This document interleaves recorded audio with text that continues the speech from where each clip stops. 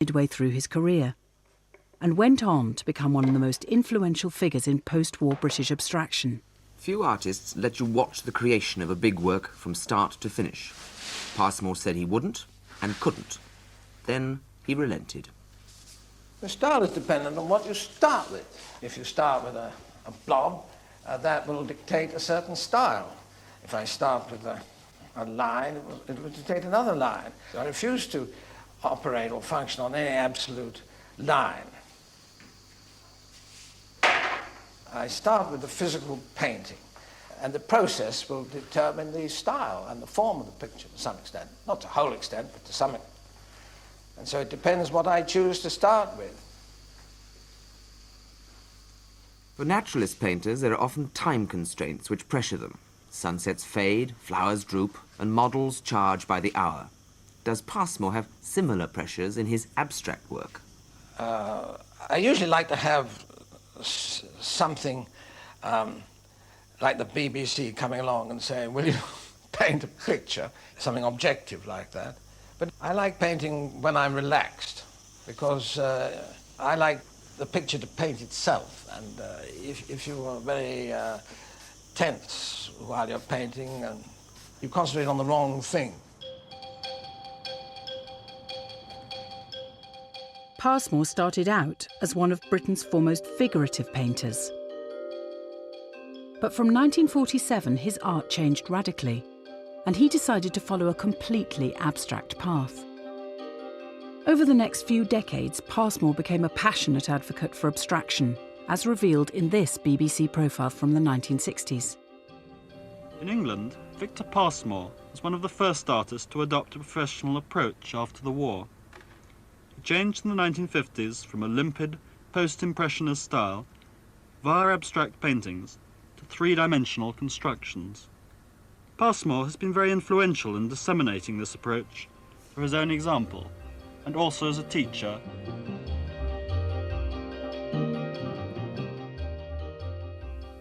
Perhaps the most significant factor about this new approach to painting and sculpture, completely free from natural representation, is the fact that it provides a completely new and more dynamic relationship between the work of art, the artist, and the spectator. For Passmore, painting alone wasn't enough. He wanted to take the universal language of abstraction to a wider world. He was drawn to the kind of ideas developed before the war, that through the fusing of art, architecture and design, artists could bring about social improvement. Passmore very much takes on many of the ideals of the 1930s. So the idea of an art that is integrated with architecture and design is central to his development of a new constructionism, as he calls it. Because of his commitment to those ideas, he's employed by Peterlee Newtown in the northeast of England to design a section of that town, which has pretty much completely disappeared now. But the one residue of his contribution is this extraordinary pavilion that bridges part of the estate there. To add a touch of class to one of his estates, Passmore had built a precast concrete pavilion above an artificial pond. The tenants call it adding insult to injury. The Apollo Pavilion embodied Passmore's ideal of what abstraction could stand for. But the residents were less than impressed. Over the years, it hasn't weathered well, and the local children have made it their own.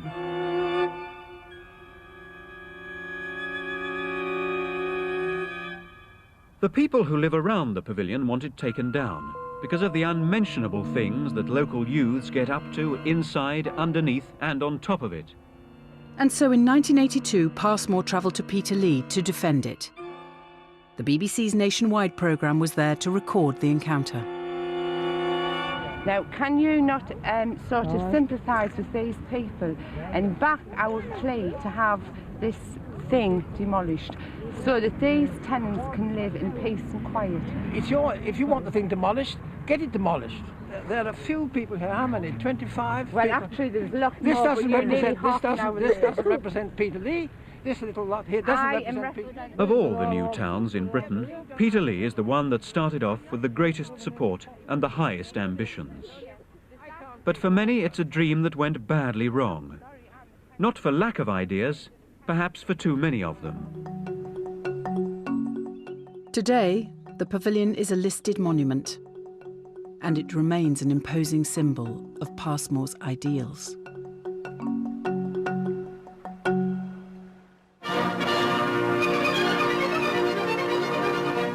Anyone who thinks abstract artists are too abstract should drop in at the Whitechapel Art Gallery, where there's an exhibition devoted to collaboration between architects, painters and sculptors.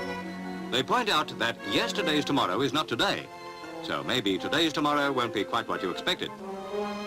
By the mid-50s, abstract art was a familiar part of the British art scene.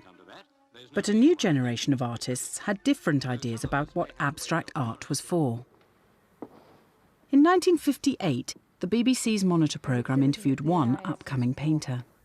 The young artists of today, like Gillian Ayres, are more interested in abstracts than in people. The post-war generation of painters don't feel that social and political issues come directly into painting. They've put their energy directly into their painting. Painters paint their environment and their times, but they don't illustrate it.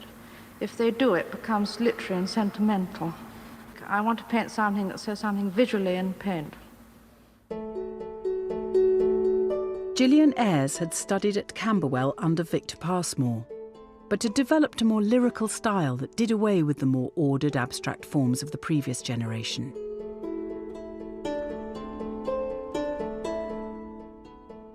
Aged 84, Ayres is still working today at her studio in Cornwall.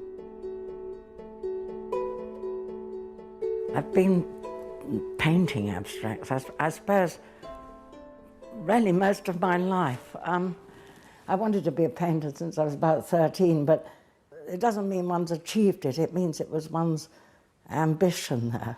I mean, there was abstraction, but there was also painting. And I used to go over to France whenever I had any money. It wasn't that often. And look at whatever painting was around. But I can remember a whole crowd of French art students. And they didn't say a woman couldn't paint. They said the English can't paint, which was pretty screwy when you sort of think of Turner. I think most of her painting is celebration of life. It's not particularly dark. So there isn't a wide range of emotional expression in Gillian's paintings. She is about the extraordinary luck and the fact of being alive on this multicoloured, extraordinary planet at any time. It is a pure celebration of life and the life force. In 1988, Ayres was filmed in her studio, describing the process and thinking behind her work. There is this awful thing that you can really love a bit in a painting. I don't save it, I'm afraid. And the bit often has to go. I would love the idea of keeping. You can actually like a bit in a painting and mean to keep it. And that doesn't always work. And sometimes they can just be changed a bit, but sometimes the whole darn painting goes, but some of it's regrettable. You know, like you try and keep it, and then in the end you change so much around it, it can't stay there. It simply doesn't mean anything anymore. With her, I always get that sense that she knew that dot was needed there because it was needed there. Not because she needed to represent something with the dot, but there was something needed there, and she knew. And that must be an extraordinary thing to know, because I don't know it. All I know is that when I look, I get enough from that to keep me going imaginatively. And that's very satisfying. I feel that there's a sort of now truth, probably, somewhere out there, of shapes. And I suppose there's the visual language of one's time. And I think all my life I've felt it's in abstraction, but it can't, you know, it's not as simple as that.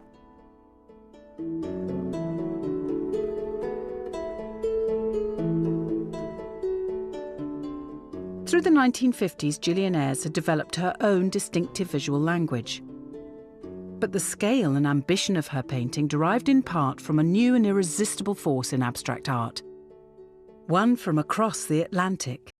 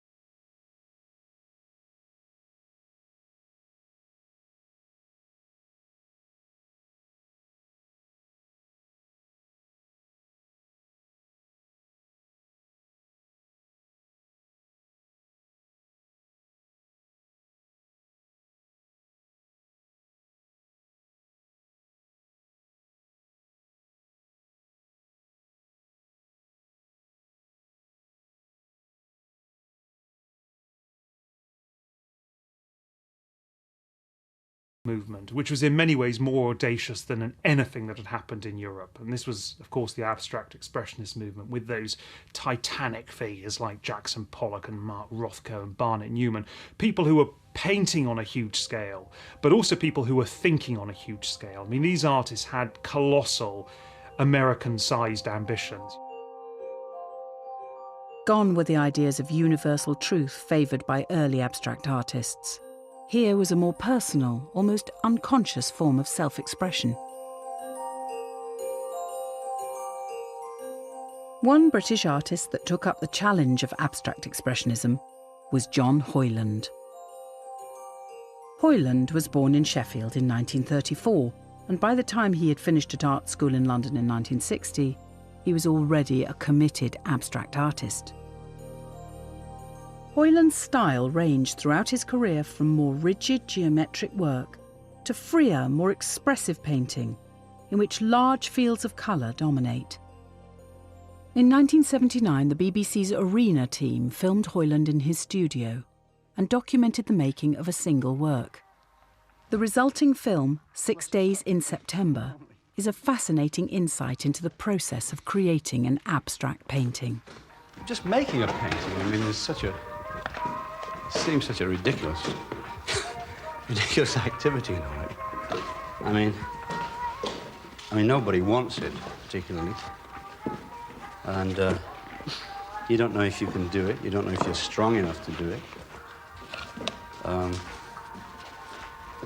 It's just you on your own in a room.